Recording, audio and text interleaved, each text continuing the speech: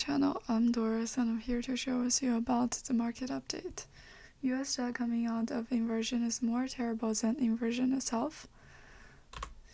Bond investors have been betting on an imminent US recession over the past week, even as industry players and the Fed increasingly disagree on the economic outlook.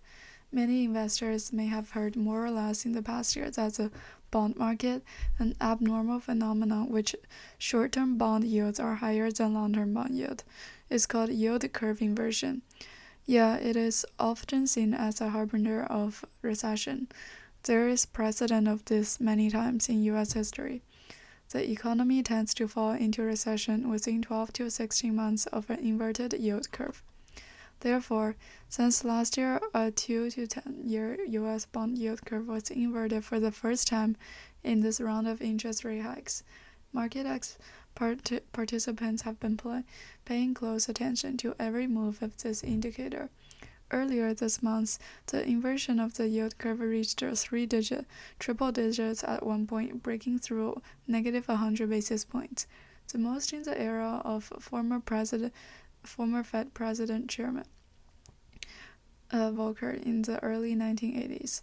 However, what few people realize is that after the inversion of the US bond yield curve, the deepening of the inversion itself is not the scariest thing. On the contrary, when inversion of the US bond curve reaches a peak and reverses rapidly, it may really indicate that the pace of economic recession is getting closer and closer to people. As shown in the figure below, we can actually see that before or during the actual occurrence of the previous US economic recession, the direction of the US bond yield curve without exception is quickly out of the inverted state. And right now, with the recent explosions in the banking industry in Europe and the United States, this scene is happening. The US Treasury yield curve is on track to steepen this month at its fastest rate since October 2008.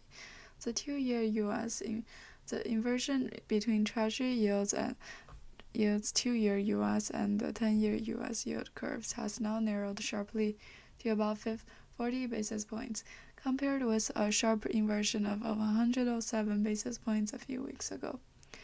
A 2-year US bond yield curve, which is most closely related to the Fed's interest rate expectations, has fallen sharply recently, falling below a 30-year US bond yield for the first time since September last year.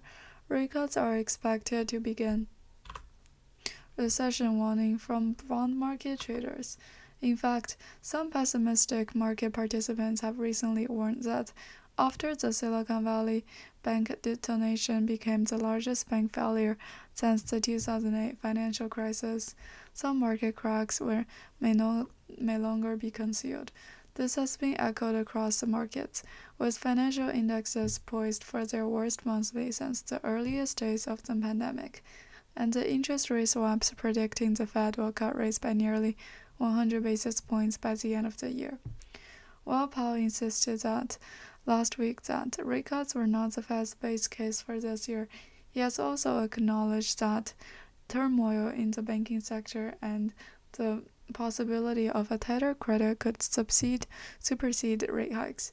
This is enough to strengthen the market view promoted by the new debt king Jeffrey Gundlach and others that the Fed will soon reverse its current cycle of interest rate hikes.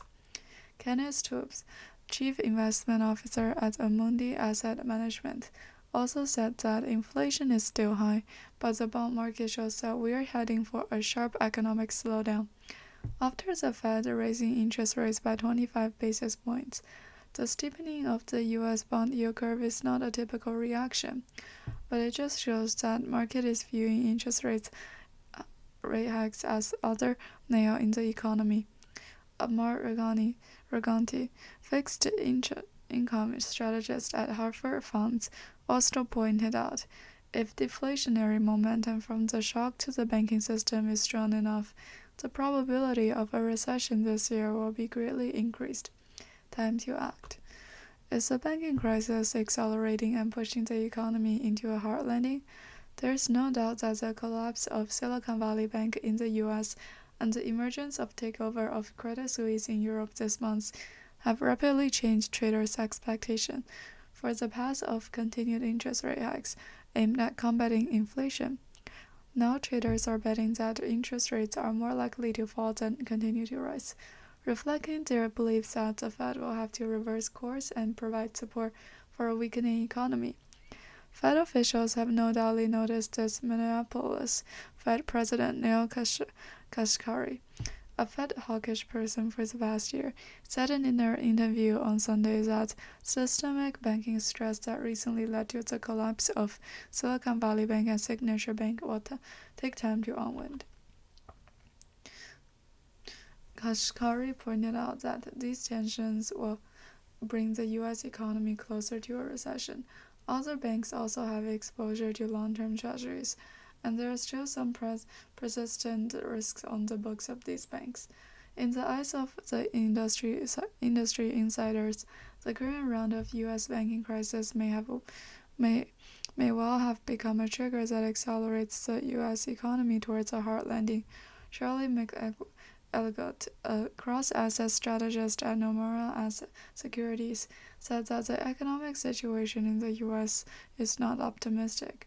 The bank's profitability crisis has turned into a solvency crisis, and will be the catalyst for a sharp tightening in the financial conditions.